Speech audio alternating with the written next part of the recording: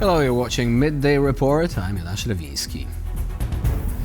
Hungarian Prime Minister Viktor Orban is set to meet US President Donald Trump in a bid to kickstart a new era of cooperation between the two countries.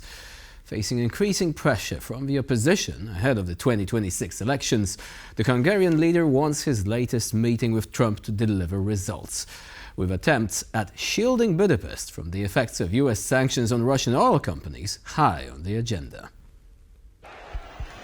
Viktor Orban's trip to Washington seems to be mainly motivated by one thing: looming American sanctions on Russian state-affiliated energy giants Rosneft and Lukoil, which could expose foreign buyers like Budapest to secondary sanctions. Orban has already vowed to attempt to appease the American president and make him consider giving Budapest some leeway.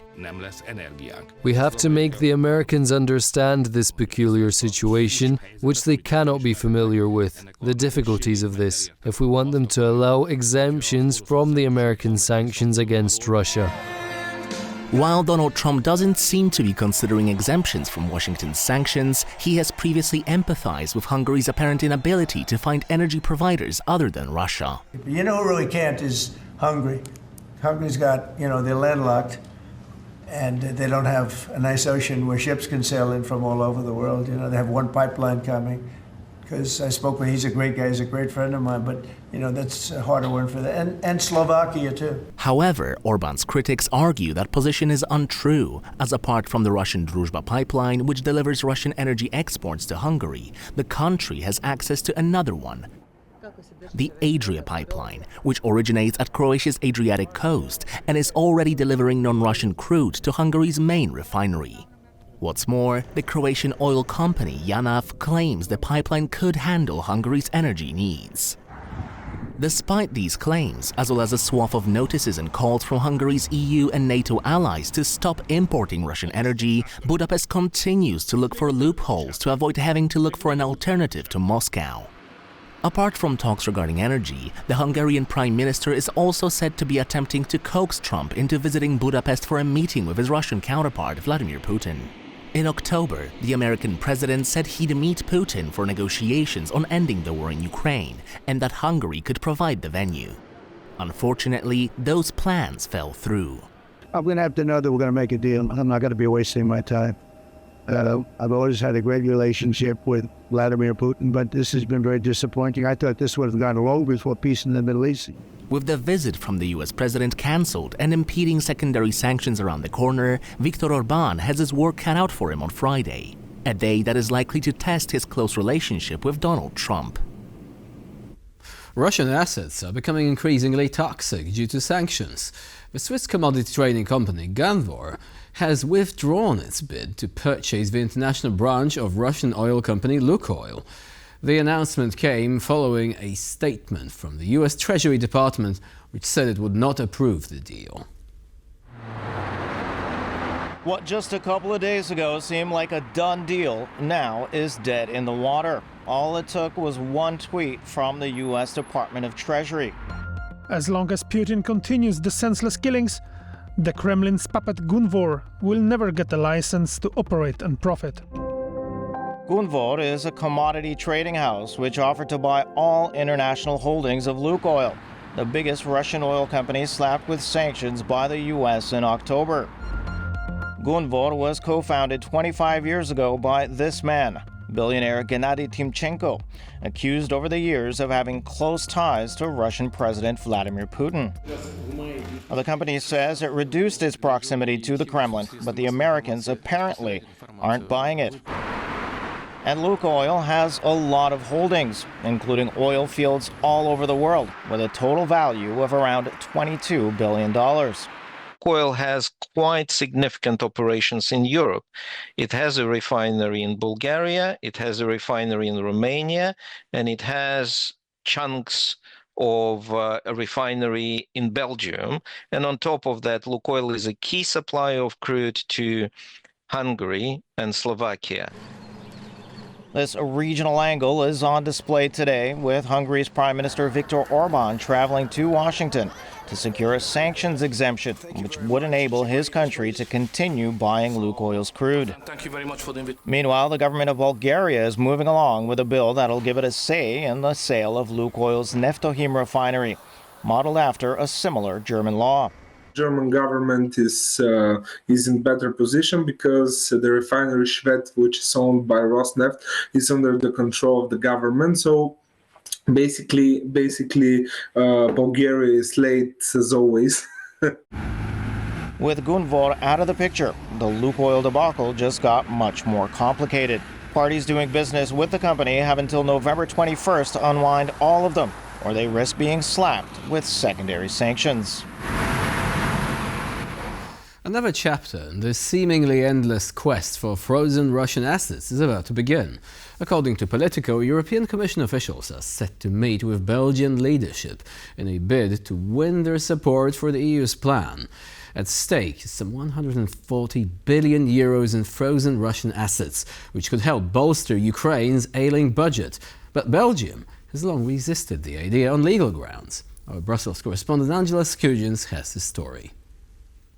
Senior officials from the EU executive are meeting with top Belgian brass from the government of Belgian Prime Minister Bart De Wever. The aim is to bring an end to the loggerheads between these two houses here in the Belgian capital, aiming to find a conclusion for the 140 billion euro reparations loan for Ukraine. The idea was cooked up by the European Commission with the aim of using the cash proceeds from those immobilized Russian state assets, mostly held here in Belgium, to give Ukraine money to sustain itself over the next 2 years. The Belgian government is the main antagonist against the pitch, with the Prime Minister worried that it's not entirely legal or safe. So all eyes will be on the Belgian capital on Friday, with the aim of getting a hopeful outcome for Ukraine. Angela Skujins from Brussels for TVP World. The European Commission is placing further limits on Russian travel, with stricter rules set to eliminate the so-called multiple entry visas for Russian nationals. This is due to possible security risks, as well as the need to put pressure on Russian society as the invasion of Ukraine is nearing the 4-year mark. The Commission has adopted stricter rules on visas for Russian nationals. This is in view of the increased security risks stemming from Russia's unprovoked and unjustified war of aggression against Ukraine, including the weaponization of migration, acts of sabotage and the potential misuse of visas. From now on, Russian nationals will no longer receive multiple entry visas. This means Russian nationals will have to apply for a new visa each time they plan to travel to the EU, allowing for a close and frequent scrutiny of the applicants to mitigate any potential security risks. Ukraine's defenders faced their biggest challenge this year, as the besieged city of Pokrovsk may soon become overrun by Russian troops. If Pokrovsk is lost, it will become the biggest urban center to fall to the invading forces since Bakhmut in 2023. Joining us now is our correspondent Oskar Teji in Kiev. Hello, Os. Good to see you again. Can you explain how important is Pokrovsk for Ukraine's eastern defenses and also for the narrative about the war? Well, one of the big questions about why Ukraine hasn't withdrawn troops from Pokrovsk, despite the clear Russian advances that Ukrainian monitors have been reporting, is how important Ukraine sees this area strategically as part of its fortress belt in the east of Ukraine that Russia has tried to conquer, not from the start of the full-scale invasion, but going all the way back to 2014. Russia has been trying to take this territory without success. They do look like they are advancing into Pokrovsk, with Ukrainian monitors such as Deep State saying the area is quite porous to Russian advances. But as far as Ukraine is concerned, it is an important place to try and hold. But if they do lose it, inflict a deal of loss of life on the Russian armed forces. And also there are heavy fortress belts beyond that to go. Also, we heard from the Polish Foreign Minister, Radosław Sikorski, speaking to TVP World, saying that even if this town was lost, it wouldn't change the way Poland sees this conflict. Let's take a listen to what he had to say. Russia is still insisting on achieving maximalist demands that her successes in the field don't justify. Even if they conquer another town in Donbass, that's no reason for Ukraine to capitulate. So there is still very heavy fighting at the moment in Pokrovsk. Ukrainian forces publishing videos of them still fighting in the heart of the city.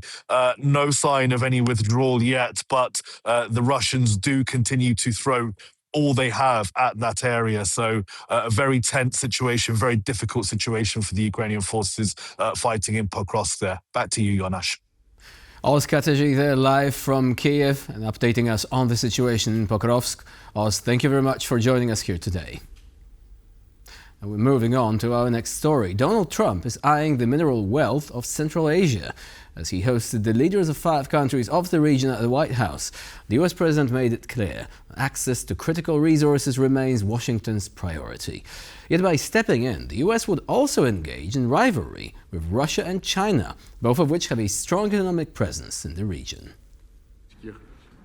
US President Donald Trump hosted the leaders of 5 Central Asian nations at the White House, calling one thing a key priority in strengthening America's economic security and global partnerships: minerals. Trump met with the presidents of Kazakhstan, Kyrgyzstan, Tajikistan, Turkmenistan and Uzbekistan as part of the C5+1 platform, which fosters cooperation between the United States and Central Asia.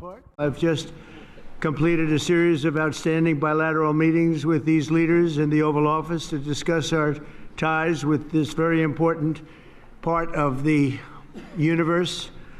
We're strengthening our economic partnerships, improving our security cooperation, and expanding our overall bonds.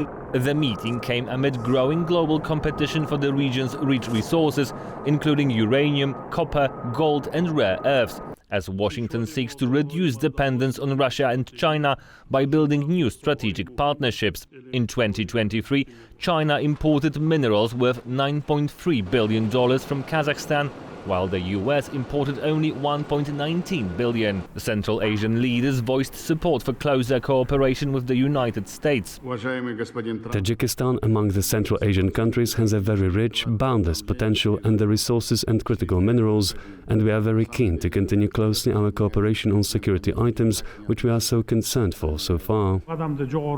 We highly value this step and regard it as a demonstration of the United States' goodwill and commitment towards Central Asia and friendship. I'm confident that our joint efforts will lead to concrete, mutually beneficial outcomes for both nations and people. We believe that the results of this summit will lead us to further expansion of multifaceted cooperation between Central Asia and the United States of America. On Thursday evening, Trump also announced an expansion of the Abraham Accords to include Kazakhstan, signaling growing US engagement in the region. The accords, first signed in 2020, normalized relations between Israel and several Arab nations. UNICEF Goodwill Ambassador Orlando Bloom visited Bangladesh this week to see the impact of severe cuts to official development assistance on the 500,000 children living in the Rohingya camps. The Rohingya Muslims have been facing severe pressure from the armed forces of Myanmar, their persecution broadly considered a form of genocide. What are your dreams and hopes? Pirates of the Caribbean star Orlando Bloom swapped Hollywood Boulevard for Bangladesh as he aimed to inspire pupils in a Rohingya refugee camp. The key is education. I think education is unlocks the key to your dreams. He's also shining a celebrity-powered spotlight on the plight of the refugees who fled ethnic and religious persecution in neighbouring Myanmar. I think the thing that strikes you as soon as you arrive is how densely populated the camp is. There's really nowhere to farm or these communities or families to support themselves. So they're 100% dependent on aid from UNICEF and their partners. It's estimated that 500,000 children live in the Rohingya camps here in Cox's Bazar. The UNICEF Goodwill Ambassador met with children, families and aid workers to understand the challenges they face. It's a brutal real-life drama that the silver screen star wants to share with the world. Our communities are struggling in Rohingya refugee camp. Wow, so you'd film the camp to show the world that your communities need help? Yes. It's amazing, brother.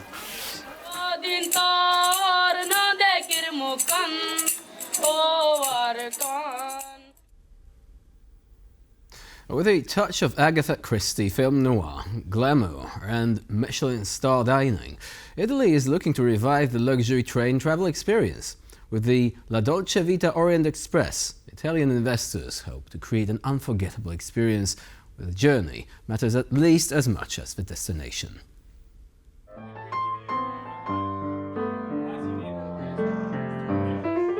A little jazz in the background, crystal glasses of fine wine, a Michelin star meal served as sun spills across rolling Italian hills. The La Dolce Vita Orient Express is not just a train, it's a love letter to elegance, the finer things in life as set in motion.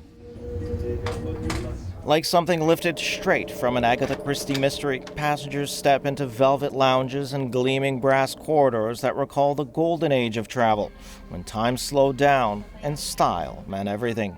Sai, da bambino quanto...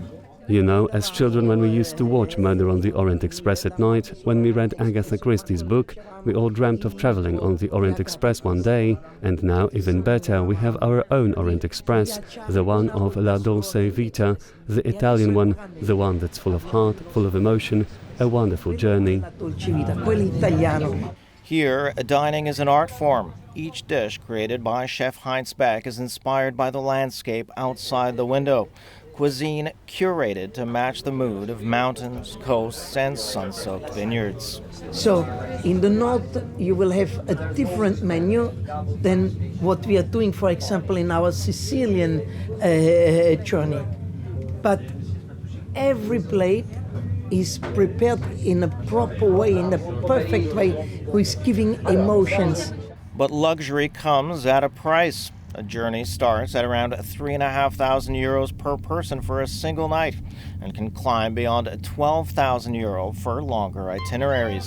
I don't have the kind of budget for a vacation. It seems like an exaggeration to me. But if what you're seeking is a once-in-a-lifetime experience, something deeper than another day on a private yacht, step aboard La Dolce Vita Orient Express and watch the modern world fade into the distance.